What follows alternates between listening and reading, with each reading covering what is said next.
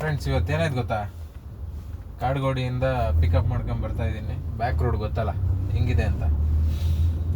ಬರ್ತಾ ಇದ್ದೀನಿ ಏರ್ಪೋರ್ಟ್ಗೆ. ಸೊ ಅವರು ಎಲ್ಲ ಬೋರ್ಡ್ ಡ್ರೈವರೇ, ಬಟ್ ಅವ್ರ ಗಾಡೀಲಿ ಕಸ್ಟಮರ್ ಯಾರು ಇಲ್ಲ. ಅದು ನಿಯರ್ ಏರ್ಪೋರ್ಟ್ ಬ್ಯಾಕ್ ಸೈಡ್ ಆಗಿರೋದು ಇನ್ಸಿಡೆಂಟ್ ಇದು. ಸೊ ಹೆಂಗ್ ಡ್ರೈವ್ ಮಾಡ್ತಾರೆ ಅಂದ್ರೆ ಅವ್ರಿಗೆ ಈಗ ಹೆಂಗೆ ಹರ್ಟ್ ಆಗುತ್ತೆ ಅಂತ ಗೊತ್ತಿಲ್ಲ ಅವ್ರಿಗೆ. ಬರ್ತಾ ಇದ್ದೀವಿ, ಆರಾಮಾಗಿ ಸ್ಲೋ ಆಗಿ ಬರ್ತಿದ್ದ ವ್ಯಕ್ತಿ ಕಾರಲ್ಲಿ ಡ್ರೈವ್ ಮಾಡ್ಕೊಂಡು, ಸರಿ ಆಯ್ತು ಅಂತ ಅಂದ್ಬಿಟ್ಟು 2 ಸಲ ಹಾರ ನೋಡಿದೆ. ಸರಿ ಫಾಸ್ಟಾಗಿ ಮೂವ್ ಆದ. ಮೊಬೈಲ್ ನೋಡ್ಕೊಂಡು ಬರ್ತಿದ್ರು ಏನೋ ಗೊತ್ತಿಲ್ಲ. ತಿರ್ಗಾ ಸೇಮ್ ಪಿಂಚ್ ಅದೇ. ಸ್ವಲ್ಪ ದೂರ ಮುಂದೆ ಬಂದು ಮತ್ತೆ ಅದೇ ಕತೆ. ನಮಗೆ ಕಸ್ಟಮರ್ಗೆ ಟೈಮ್ ಆಗಿದೆ ಪಾಪ, ಅವ್ರಿಗೆ ಏರ್ಪೋರ್ಟ್ಗೆ.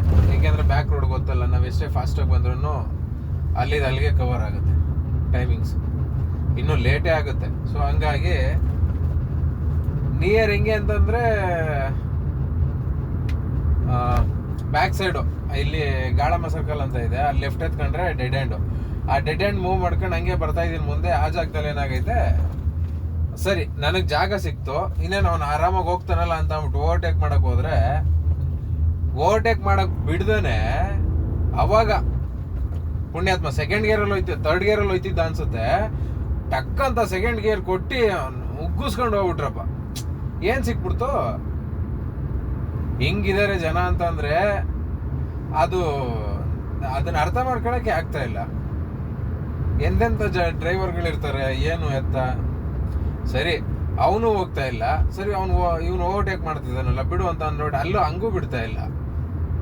ಅದೇನು ಜನಗಳಿಗೆ ತೊಂದರೆ ಕೊಡಬೇಕು ಅಂತ ಮಾಡಿದ್ರೆ ಏನೋ ಗೊತ್ತಿಲ್ಲ. ಕಸ್ಟಮರ್ ಇದ್ರೆ ಅಂತ ಅಂದ್ಬಿಟ್ಟು ವಿಡಿಯೋ ಮಾಡ್ಕೊಳ್ಳಿಲ್ಲ, ಸುಮ್ಮನೆ ಕೂತಿದ್ದೆ.